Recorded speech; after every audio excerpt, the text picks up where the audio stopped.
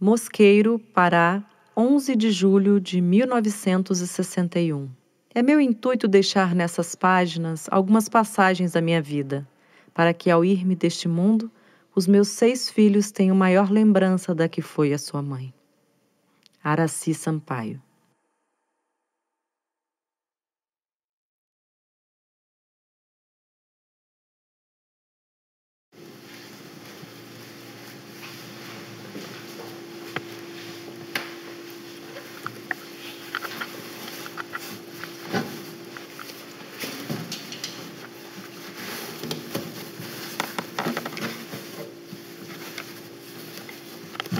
Esse uniforme é uma réplica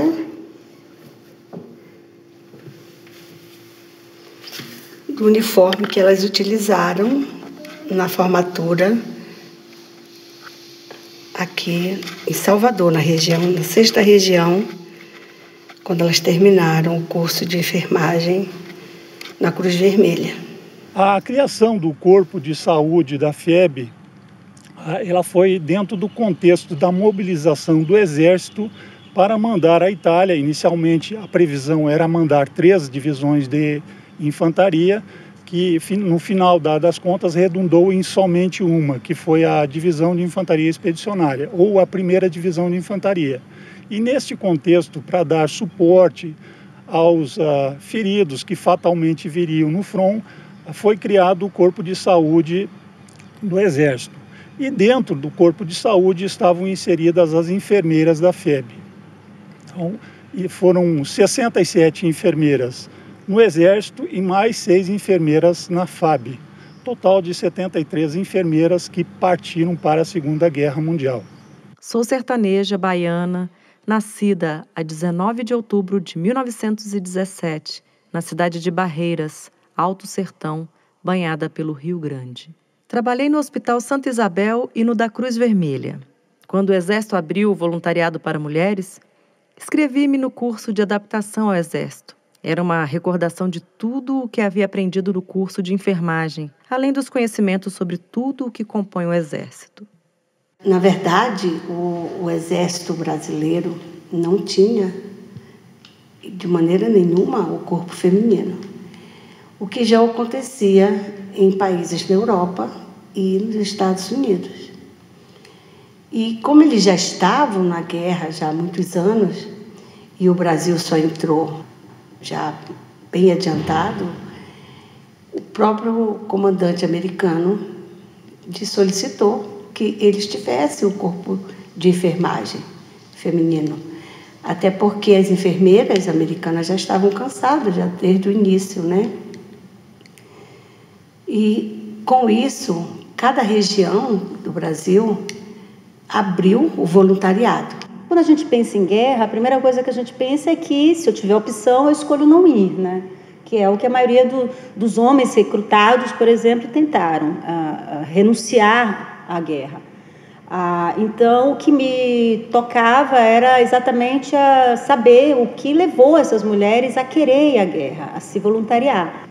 E eu comecei a perceber que as motivações vieram de questões muito individuais, muito subjetivas, mas todas elas que marcam algum traço relacionado ao desejo de invenção de liberdade dessas mulheres que foram à guerra. E nesse voluntariado já existiam enfermeiras de curso superior da Escola Ana Nery, as que já eram assim, auxiliares de enfermagem, e a Cruz Vermelha providenciou o curso em vários locais dos estados, né?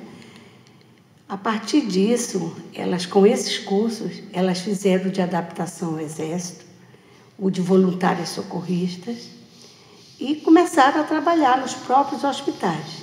Continuei a trabalhar no Hospital Militar da Bahia enquanto aguardava a convocação. Essa não demorou e, ao entardecer de um lindo dia de julho, embarcamos num navio comboiado por 2 destroyers rumo ao Rio de Janeiro. Eram 5 moças, 2 baianas e 3 sergipanas. Fizemos uma viagem triste. Não se ouvia música, não se acendia luz e todo o tempo levamos os salva-vidas presos na cintura. Ao chegarmos ao rio, fomos recebidas por militares. Finalmente, na manhã de 19 de outubro de 1944, minha data natalícia, embarquei com mais de 18 colegas num avião que nos deixou, à tardinha do mesmo dia, em Parnamirim Field, em Natal, capital do Rio Grande do Norte. Seguimos num grande avião, num voo direto a Dakar, na África. Voávamos muito alto e um colega sentiu-se mal. Fizemos uma aterrissagem em pleno deserto do Saara e o calor era estúpido. Pernoitamos em Dakar. De lá voamos, fazendo pequenas escalas em Tunísia, Orã e, finalmente, Nápoles. Que destruição na cidade, que triste impressão tivemos. Ficamos alojadas num hotel que havia sido luxuoso e confortável, mas, pelos bombardeios, estava muito danificado. O frio era intenso e fiquei logo com grande resfriado e dores de ouvido. Não nos demoramos e seguimos em um navio-transporte rumo a Livorno. Na travessia que elas fizeram de navio, tinha muito medo, porque as águas todas estavam com minas, né? Então existia essa sensação de pânico do que podia acontecer. Tem até o momento em que o capitão disse assim: vocês que acreditam em Deus, comecem a rezar.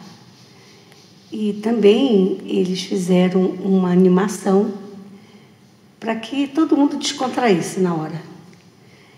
Nisso surgiu, brasileiro, né, sempre tinha um pandeiro, um violão, e começaram a cantar.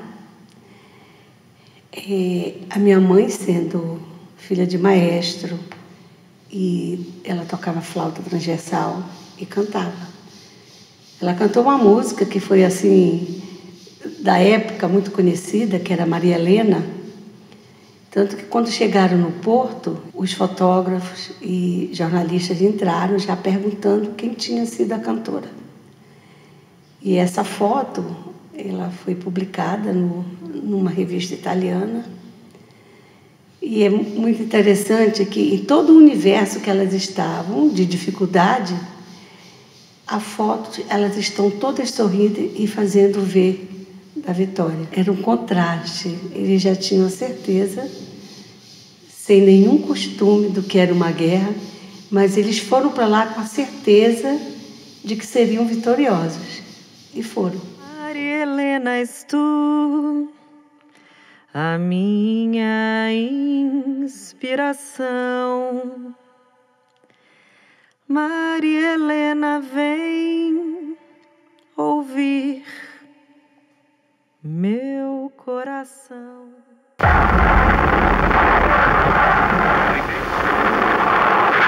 Houve um incidente que nos marcou. Nosso refeitório era próximo ao hospital e havia uma rampa pela qual se descia e resolveram transformá-la em escada. Um soldado brasileiro e um civil italiano foram destacados para destruir a rampa. Ao baterem com as picaretas no chão, houve a explosão de uma mina e os dois foram estraçalhados. O barulho foi horrível e o impacto fez quebrarem-se os vidros das janelas que existiam na enfermaria da ala de cirurgia. Estava eu no compartimento onde se encontrava o tenente Mário Márcio, todo engessado. Pensamos que fosse bombardeio. Depois de o acalmar, dirigi-me para a enfermaria junta e comecei a tirar os pedaços de vidro de cima dos operados. Foi um nervosismo grande, pois não podiam levantar-se e todos acreditávamos que fossem os alemães. Foi nessa hora que senti grande dor no ouvido esquerdo e houve a ruptura do tímpano. Esse ouvido já havia tido um abscesso após forte gripe nos dias de maior frio. Jamais esquecerei esse fato que me marcou para o resto da minha vida. Então, os horrores era assim, era uma coisa muito forte. Em todas elas contavam essas histórias, né?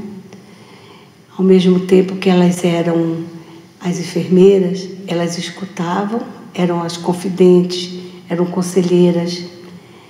Elas também escreviam as cartas para os familiares, para as namoradas, para as noivas. Todo esse clima de muita proximidade com o paciente elas tiveram. E essas narrativas voltadas para a questão humana é o que mais marca a narrativa dessas mulheres. Coisa que a gente não encontra, por exemplo, nos relatos dos homens, né? A forma como o homem enxerga a guerra é sempre a forma por mais que eles consigam perceber as dificuldades e o peso da guerra do ponto de vista da violência e da crueldade, mas é como se essa violência, essa crueldade, ela fosse mais naturalizada na narrativa masculina.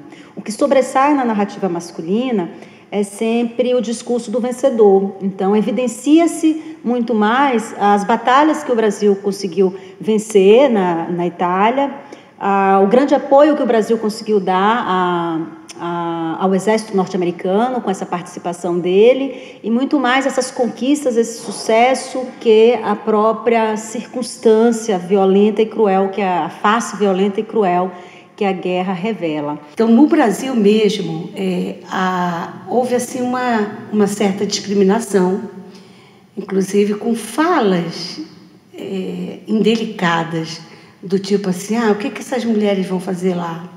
Elas vão ser mulherzinhas lá. Nesse nível, quando nós tínhamos pessoas, filhas de generais, de médicos, mulheres que já eram formadas, que já estavam na universidade, e todas elas passaram não só pelos cursos de adaptação ao exército e o curso de enfermagem, como elas já tinham todo um cabedal de informação e também foram porque se sentiram chamadas como brasileiras, né, como amantes da pátria. Dia 8 de maio de 1945. Fomos surpreendidos com apitos, buzinas, músicas e gritos entusiásticos em várias línguas. Finish war! Finita la guerra! A guerra acabou! Foi imensa a alegria geral, e chorando, todos se abraçavam. O que no momento sentimos, não posso descrever. Foi alegria, orgulho, tristeza. Alegria por havermos alcançado a vitória. Orgulho por nos sentirmos responsáveis em haver cooperado para esse fim. Tristeza por saber que iríamos deixar aquele país maravilhoso e separarmos-nos de colegas e amigos a quem estávamos unidos pelo mesmo sofrimento e mesmo ideal. Quando elas retornam, claro que por conta também do grande apelo midiático, né, relacionado à vitória, né, elas foram recebidas com um tanto mais de entusiasmo por parte da população, né, como heroínas também. Mas heroínas essas que nem todas foram adequadamente inseridas no mercado de trabalho. Então, por isso que boa parte dos membros hoje da Associação de Veteranos da FEB continua lutando por reconhecimento, por direitos, por alguns acessos que eles sabem que foram retirados das mães deles, né? Eles tinham como que uma orientação para que não se falasse sobre o que aconteceu. Nós vivíamos uma situação política aqui complicada nesse sentido. Então, não era aconselhável que se falasse. Independente disso, elas estavam todas muito mobilizadas com o que viram. E não só minha mãe, mas outras voltaram doentes. Antes de terminar a guerra, nós tivemos enfermeira que foi evacuada, que ficou, por exemplo, em hospital durante muito tempo no Rio de Janeiro, inclusive para receber a medalha que elas tiveram, né, essa medalha de campanha. Tivemos enfermeira que recebeu dentro do próprio ambiente hospitalar internada. As que quisessem, para serem pertencentes ao quadro do Exército, elas precisaram retornar ao trabalho. Minha mãe mesmo não pôde, porque ela foi reformada em função da perda de audição, e outras que, já casadas, não quiseram mais. Então, nem todas retornaram às atividades, mas levou um tempo. E elas sempre falavam com um certo sentimento do que trouxeram dessa experiência. Foi uma experiência divisora na vida de todas elas. Ao regressar a Salvador, tive muitas alegrias, com reconhecimento pelo fato de haver feito parte da FEB. Dei entrevistas a jornais, falei muito sobre o que havia visto. Elas sempre participaram, por exemplo, das convenções. Quando eu comecei a participar, nós estávamos em Juiz de Fora e tínhamos a participação da Carlota Mello nesse encontro. E acreditem, com toda a mesa de acolhimento dos comandantes do Exército e dos presidentes de regionais da UVFEB montada, e a Carlota estava bem distante numa mesa de convidados. E a delegação de Brasília, na pessoa do nosso presidente, o Vinícius, ele pontuou: Socorro, não vamos deixar que a Carlota fique de fora dessa mesa. Eu conto isso que a partir daí, Carlota disse a seguinte frase: Socorro, não é possível que até hoje nós precisamos dizer que aqui estamos. Ela tinha 98 anos e ela fez essa declaração. A partir daí, eu espero que você diga em todos os ambientes que nós estivemos nessa guerra.